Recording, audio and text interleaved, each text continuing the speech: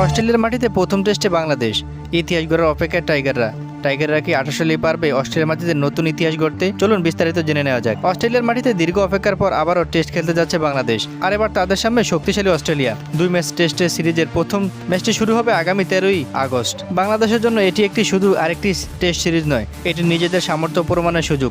কারণ অস্ট্রেলিয়ার মাটিতে বাংলাদেশের টেস্ট ক্রিকেটের ইতিহাস খুব বেশি সমৃদ্ধ নয়।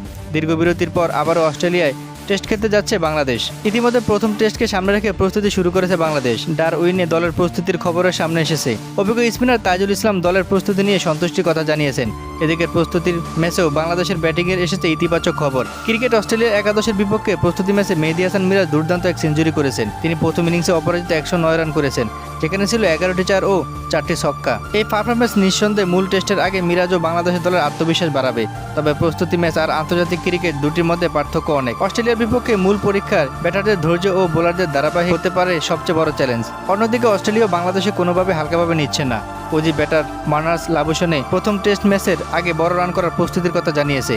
বাংলাদেশের জন্য তাই প্রথম টেস্ট গুরুত্বটা অনেক। নতুন বলে অস্ট্রেলিয়ার ব্যাটারদের চাপ রাখা, ব্যাট হাতে বড় জুটি তৈরি করা এবং সুযোগ পেলে উইকেট তুলে নেওয়া, এই তিনটি বিষয়ে ম্যাচের গতিপথ বদলে দিতে পারে।